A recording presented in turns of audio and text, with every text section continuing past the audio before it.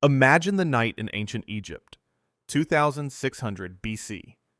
Thousands of workers drag massive stone blocks beneath the glow of torches. Priests whisper prayers. Khufu's soldiers patrol the camp surrounding the Great Pyramid.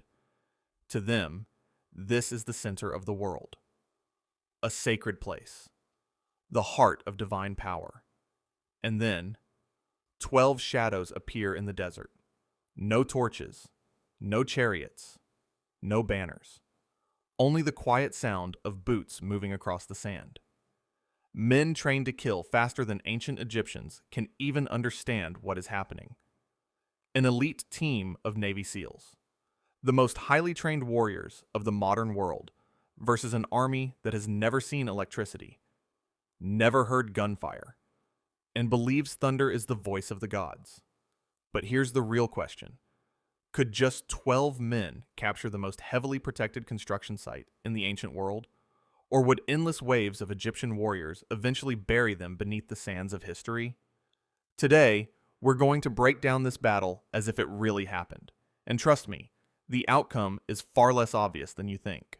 Side A, the Navy SEALs. 12 operators.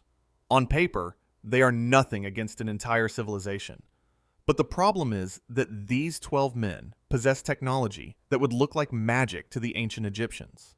Mounted on their helmets are GPN VG-18 night vision goggles. While the Egyptians are nearly blind in the dark, the SEALs can see the desert as clearly as daytime.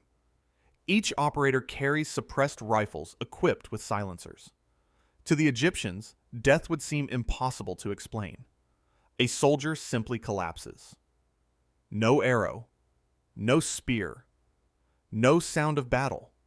Then come the drones, small mechanical birds hovering in the sky. They scan the entire camp, feeding live intelligence directly to the SEAL team. The operators know the location of every guard, patrol route, and defensive weak point before the mission even begins. But their greatest weapon isn't their rifles. It's psychology.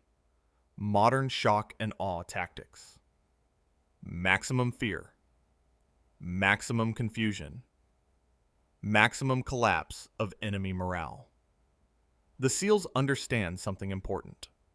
They do not need to kill Khufu's entire army. They only need the Egyptians to believe they are fighting gods. Side B, Khufu's army.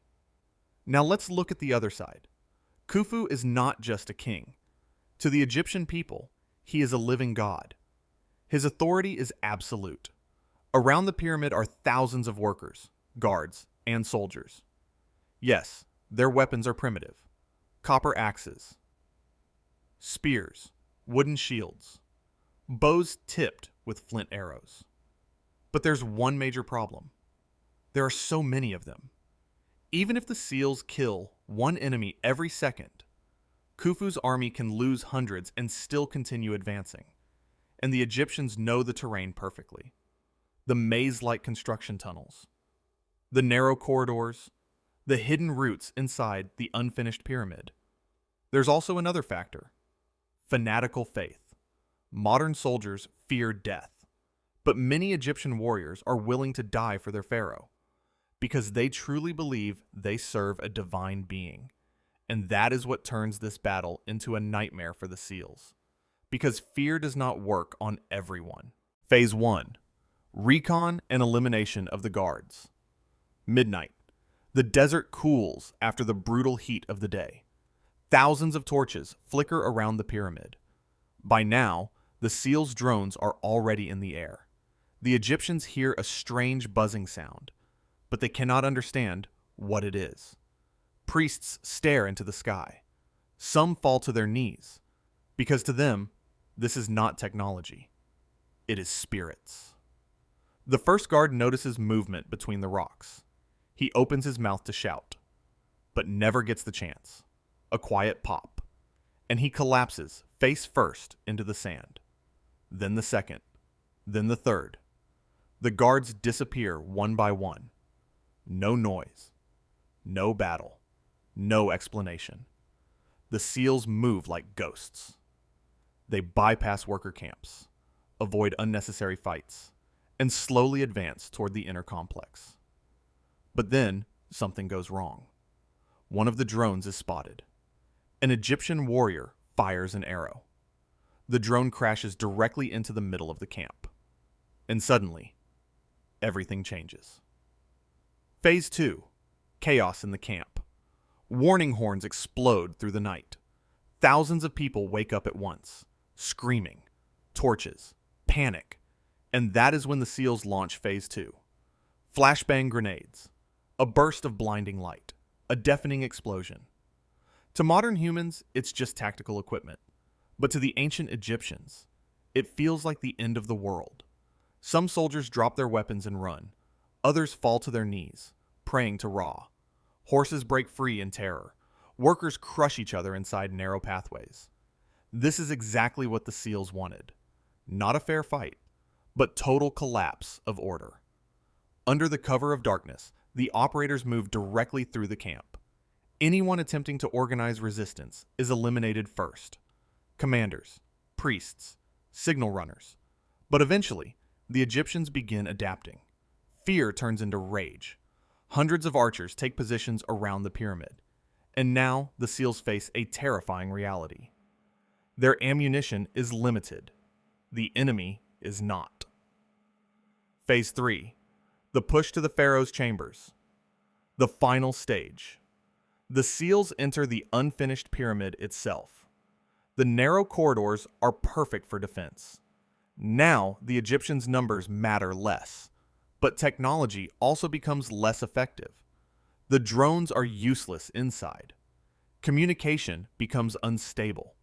Visibility is limited. Every corner becomes a potential trap. Egyptian warriors begin using the pyramid itself as a weapon.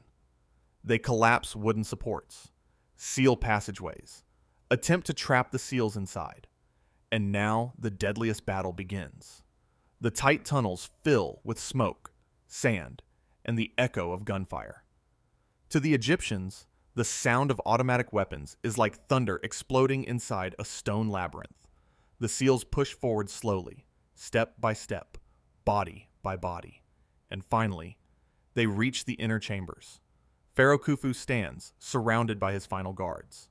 The sacred protectors understand one thing. There can be no retreat. If the God King dies, their entire world collapses with him. The final fight lasts less than a minute. Modern weapons turn ancient shields into useless scraps.